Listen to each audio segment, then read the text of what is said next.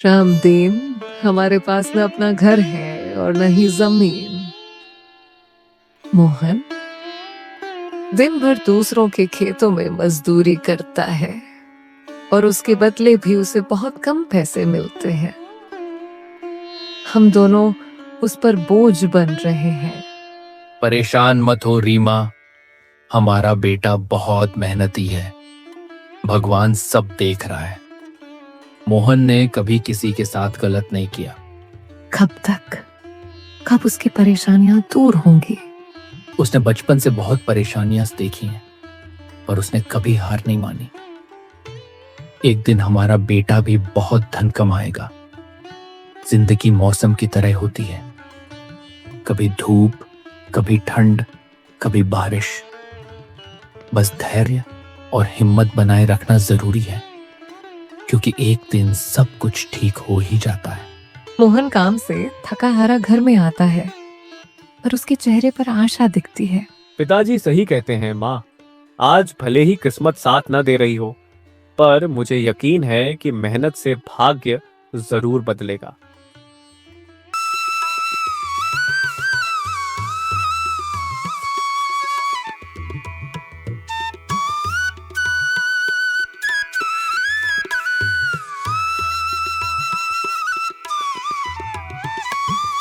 मोहन खेत में मजदूरी कर रहा है। लाला राम पास के एक पेड़ के नीचे उदास बैठा है। क्या हुआ मालिक? आप बहुत उदास लग रहे हैं। मुझे ऐसा लग रहा है जैसे आप किसी गहरी चिंता में हैं। क्या मैं आपकी कोई सहायता कर सकता हूँ? अरे तू मेरी क्या सहायता करेगा? तू खुद अपनी सहायता कर सकता है क्या? अगर तू किसी की सहायता करने के काबिल होता तो क्या तुझे 2 वक्त के खाने के लिए आज मेरी जमीन पर काम करने की जरूरत पड़ती? चल यहाँ से जा, अपना काम कर। सेठ जी, ये सब वक्त और किस्मत का खेल है। इंसान को अपनी मेहनत पर विश्वास रखना चाहिए। आज भले ही किस्मत मेरे पक्ष में न हो, लेकिन अगर मैं ईमानदारी से मेहनत करता रहूंगा तो किस्मत भी एक दिन मेरी तरफ झुक जाएगी। मेहनत कभी बेकार नहीं जाती। अरे मोहन, तेरे विचार तो बहुत अच्छे हैं। तेरी बातें सुनकर मन को एक सुकून सा मिला है। सेठ जी, मेरे पिता की सीख है ये सब। मालिक, आप एक बार मुझे साफ साफ बताइए कि क्या परेशानी है। क्या पता कोई हल मिल ही जाए। मोहन, मैं एक बहुत बड़ी परेशानी में फंस गया हूँ। हमारे गांव के जगत और विनोद बाप बेटों ने मेरे पिता की पुश्तैनी जमीन पर कब्जा कर लिया है। वे बहुत प्रभावशाली हैं। मैं पुलिस में केस भी दर्ज कराऊं तो भी उनका कुछ नहीं बिगाड़ पाऊंगा। मेरी पुश्तैनी जमीन मेरे हाथों से छीनी जा रही है। मालिक, आप चिंता मत कीजिए। हर परेशानी का कोई ना कोई हल जरूर होता है। अगर आप चाहें तो एक तरीका है जिससे आप अपनी जमीन वापस पा सकते हैं। अगर ऐसा कोई तरीका है तो जल्दी बताओ मोहन। मोहन लाला राम को अपनी पूरी तरकीब धीरे धीरे समझाता है। वाह मोहन, तू तो बहुत समझदार है। तूने तो बहुत अच्छी तरकीब बताई है। अगर तेरी ये योजना सफल हुई तो मैं अपनी जमीन का एक हिस्सा तेरे नाम कर दूंगा। मालिक, आप मेरे मालिक हैं। आपकी मदद करना मेरा फर्ज है। मुझे जमीन नहीं चाहिए। ठीक है मोहन, तुम बहुत नेक इंसान हो। कल से तुम इस काम पर लग जाओ। अगले दिन मोहन जगत और विनोद के पास पहुंचता है, जिन्होंने लाला राम की जमीन पर कब्जा कर रखा है। नमस्कार सेठ जी, मैं यहाँ से गुजर रहा था तो लोगों ने बताया कि आपके यहाँ काम के लिए मजदूर की जरूरत है। क्या मुझे भी कोई काम मिल सकता है? अरे कौन हो तुम? यहाँ किसी भी मजदूर की जरूरत नहीं है। सेठ जी, मैंने तो सुना है कि आप लोग इस गांव के सबसे बड़े जमींदार हैं। आपके पास बहुत सारी जमीन है, इसलिए आपके यहाँ हमेशा मजदूरों की जरूरत रहती है। हाँ भाई, बिल्कुल सही सुना है तुमने। इसका मतलब लाला राम सेठ आपके बारे में सही कह रहे थे। लाला राम ने हमारे बारे में क्या कहा है? अरे कुछ नहीं सेठ जी, चलिए तो मैं चलता हूँ। आपके यहाँ तो कोई काम नहीं है। अरे भाई, इधर आ जाओ। शायद हमारे पास तुम्हारे लिए एक काम है। पहले यह बताओ कि लाला राम हमारे बारे में क्या कह रहा था?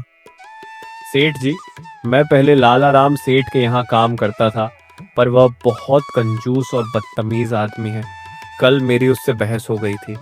मैंने गुस्से में कह दिया कि गांव के सबसे बड़े जमींदार जगत सेठ और विनोद सेठ सबसे अच्छी मजदूरी देते हैं।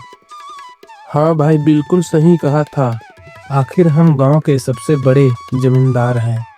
वाह सेठ जी, लाला राम सेठ कभी भी आपकी बराबरी नहीं कर सकता। जगत और विनोद मोहन की चापलूसी में आ जाते हैं और उसे काम पर रख लेते हैं। चलो अब काम की बातें करते हैं। तुम एक अच्छे इंसान लगते हो। तुम कल से ही काम पर आ जाना। कुछ दिन बीत जाते हैं। मोहन पूरी लगन से काम करता है। विनोद बेटा, यह मोहन तो बहुत ही मेहनती है। यह अकेले 4 लोगों का काम कर देता है। अच्छा हुआ कि हमने इसे रोक लिया। हाँ पिताजी, मोहन बहुत मेहनती है। यह पूरे दिन अकेला काम पर लगा रहता है। एक शाम जगत और विनोद खेत का दौरा करते हैं और मोहन को देर रात तक काम करते देखते हैं। मोहन भाई, अब तो रात होने वाली है। घर जाओ और आराम कर लो। सेठ जी, हमारी किस्मत में आराम कहाँ। घर पर बूढ़े माँ बाप हैं। काम नहीं करूंगा तो उनके लिए 2 वक्त का खाना कहाँ से जुटा पाऊंगा। आप लोग जाइए, मैं ठीक हूँ।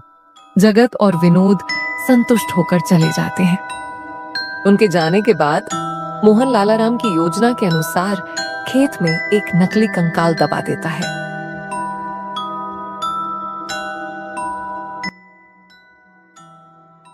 अगली सुबह जगत और विनोद खेत पर लौटते हैं तो देखते हैं कि वहां पुलिस खड़ी है। क्या हुआ थानेदार साहब, आप यहाँ क्या कर रहे हैं? क्या यह जमीन तुम दोनों की है? हाँ थानेदार साहब। फिर तो तुम दोनों को ले जाकर जेल में डालना ही पड़ेगा। वह देखो, तुम्हारी जमीन से क्या निकला है। जगत और विनोद पलटकर देखते हैं। वहां जमीन में दबा एक मानव कंकाल, लाश दिख रहा है। दोनों डर जाते हैं। थानेदार साहब, यह किसकी लाश है? यह हमारे खेत में कहां से आ गया? अब बहाने मत बनाओ। पहले लोगों को मारो, फिर उन्हें अपनी जमीन में गाड़ दो। अब झूठ मत बोलो। अगर फांसी नहीं हुई तो कम से कम तुम दोनों को उम्र कैद की सजा तो जरूर मिलेगी। फांसी और उम्र कैद की बात सुनकर दोनों गिड़गिड़ाने लगते हैं। तभी मोहन वहां आता है। अरे सेठ जी, ये पुलिस यहाँ क्यों आई है? क्या हुआ है? देखो, पता नहीं कहां से हमारी जमीन में यह कंकाल आ गया है। थानेदार साहब को लगता है कि हमने यहाँ पर किसी को मार कर गाड़ा था। अब तुम ही कोई उपाय सोचो जिससे हम इस परेशानी से बाहर निकल सके। अब कोई तरकीब मत बनाओ। मैं बस 5 मिनट देता हूं। जल्दी से फैसला करो। तुम दोनों बाप बेटों में से जेल कौन जाएगा? जगत, विनोद और मोहन कुछ दूरी पर जाकर बात करने लगते हैं। अरे मोहन भाई, कुछ तो उपाय सोचो जिससे हम दोनों इस मुसीबत से बच सके। मालिक, इस कंकाल को देखकर ऐसा लगता है कि इसे काफी महीने पहले दबाया गया होगा। देखो मोहन भाई, सच कहो तो यह जमीन हमने कुछ महीने पहले लाला राम से हड़पे थे। क्या आपने ये जमीन हड़पी थी? हाँ, पर अब तू ही बता हम क्या करें। मालिक, मेरे पास एक तरकीब है जिससे आप दोनों की जान बच जाएगी। आप लोगों के लिए क्या ज्यादा जरूरी है, ये जमीन या आप दोनों की जान? पूछने वाली क्या बात है, जमीन से ज्यादा हमारी जान की परवाह है। तो एक काम कीजिए मालिक, आप सबसे पहले जाकर थानेदार को बताइए कि यह जमीन सेठ लाला राम की है। आप उनसे कहिए कि हमने तो बस कुछ महीने पहले ही काम करने के लिए उनसे ली थी। बाकी का काम मैं संभाल लूंगा। अरे मोहन, लेकिन इससे तो हमारी जमीन हमसे छीन ली जाएगी। नहीं मालिक, जब आप थानेदार को बताएंगे कि यह जमीन लाला राम की है तो पुलिस किसे गिरफ्तार करेगी? लाला राम को। और जब लाला राम जेल चला जाएगा तब आप लोग फिर से जमीन पर कब्जा कर सकते हैं। इससे आप लोग भी जेल जाने से बच जाओगे और जमीन भी आपके ही पास रहेगी। वाह मोहन भाई, तुम तो बहुत होशियार निकले। तीनों थानेदार के पास जाते हैं और वही बात कहते हैं जो मोहन ने सिखाई थी। थानेदार साहब, यह जमीन हमारी नहीं है। हमने कुछ महीनों पहले ही यह खेत लाला राम सेठ से काम करने के लिए लिया था। जब खुद फंस गए हो तो अब किसी और को फंसाकर अपनी जान बचाना चाहते हो ना। साहब, अगर आपको हमारी बात पर यकीन नहीं हो रहा है तो मोहन से पूछ लीजिए। वह पहले लाला राम के यहाँ काम करता था। बोलो मोहन, यह जमीन किसकी है? थानेदार साहब, ये जमीन सेठ लाला राम की है। जगत सेठ और विनोद सेठ ने तो बस कुछ समय से इस जमीन पर खेती कराना शुरू किया है। जाओ, सेठ लालाराम को बुलाकर लाओ। मोहन तुरंत लालाराम को बुला लाता है, जो अपने साथ गांव के सरपंच को भी लेकर आता है। देखिए सरपंच जी, इन दोनों की जमीन से एक कंकाल निकला है और अब यह लोग कह रहे हैं कि जमीन लालाराम की है। नहीं सरपंच जी, यह जमीन हमारी नहीं है। आप हमारे मजदूर मोहन से पूछ लीजिए। हमारे थानेदार तो कह रहे थे कि इस जमीन पर कोई केस चल रहा है और इस पर तुम्हारा कब्जा था। नहीं साहब, हमने लाला राम के साथ धोखा किया था। हम बस इस जमीन को हड़पना चाहते थे। अब हमें यह जमीन नहीं चाहिए। जगत और विनोद को अपनी गलती माननी पड़ी। थानेदार साहब, आप जाइए, बाकी का काम अब हम संभाल लेंगे।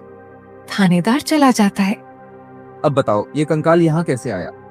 सरपंच जी, ये तो नकली कंकाल है। इन दोनों ने मिलकर मेरी जमीन हड़प ली थी। मैंने और मोहन ने मिलकर यह तरकीब सोची थी ताकि इन दोनों से सच निकलवा सके। जगत और विनोद को समझ आ गया कि यह सब मोहन और लालाराम की मिली भगत थी। हमें माफ कर दीजिए सरपंच जी, हम लालच में आ गए थे।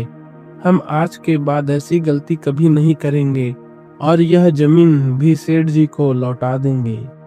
सरपंच ने उन्हें माफ कर दिया और लालाराम ने भी केस वापस ले लिया।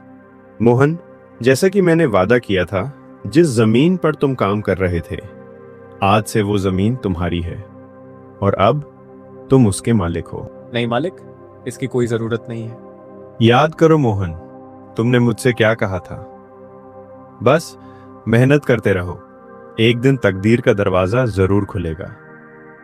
तो समझो तुम्हारी तकदीर का दरवाजा खुल चुका है। मोहन जमीन का मालिक बन जाता है